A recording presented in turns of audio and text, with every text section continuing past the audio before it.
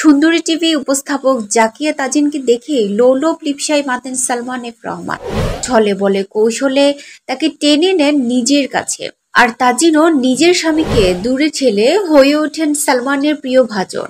ভেতরে বাইরে পুরোপুরি বিপরীত রূপ ধরা পড়ে দরবেশ খ্যাত ব্যবসায়ী রাজনীতিক সালমানে। বাইরে সফেদ, সালমানের ভেতরটা যে কতটা নিকষ কালো সেটা হাড়ে হাড়ে টের পেয়েছেন ইন্ডেক্স গ্রুপের ব্যবস্থাপনা পরিচালক এমডি শফিউল্লাহ আল মুনির। সুন্দরী টিভি উপস্থাপক জাকিয়া তাজিনকে দেখে লোলোপ লিপসায় মাতেন সালমান এফ রহমান। এবার বেরিয়ে এলো তার নারী লিপসার কাহিনী। এই বিষয়ে ইন্ডেক্স গ্রুপের এমডি শফিউল্লাহ আল মুনির একটি বেসরকারি টেলিভিশন চ্যানেলকে বলেন, উনি জাকিয়া তাজিন এক সময় শেয়ার মার্কেট বিষয়ক নিউজ প্রেজেন্টার হিসেবে কাজ করছেন বিটিভি এবং 21 টিভিতে। তখন থেকেই ওনার সঙ্গে সালমান এফ রহমানের একটা ভালো সম্পর্ক ছিল।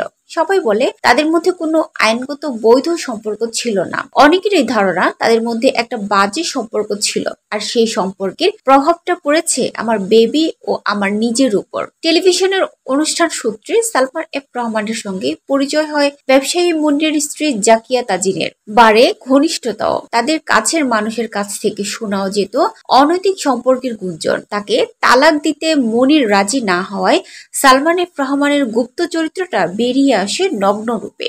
এই বিষয়ে মুনির বলেন, সালমান এফ রহমান আমাকে ডেকে নিয়ে যায় তার অফিসে এবং সেখানে তিনি বলেন যে তুমি তাজিনকে ডিভোর্স দিবা 48 ঘন্টার মধ্যে। সেই সঙ্গে 300 টাকার একটা স্ট্যাম্প দেখিয়ে বলেন যে তুমি এখানে সই করবা। ভুক্তভোগী ও ব্যবসায়ী বলেন ওই স্ট্যাম্পে 8টি শর্ত লেখা ছিল। তার মধ্যে ছিল, আমি কখনোই আমার কোম্পানিকে নিজের বলে দাবি করতে পারবো না, আমার স্ত্রীর নামে সোশ্যাল মিডিয়ায় বা টিভি চ্যানেল কোথাও কোনো অভিযোগ করতে পারবো না, আমার ছেলে কাস্টাডি চাইতে পারবো না। মুনির বলেন, তখন আমি বললাম যে এটা কিসের জন্য, আমার অপরাধটা কি?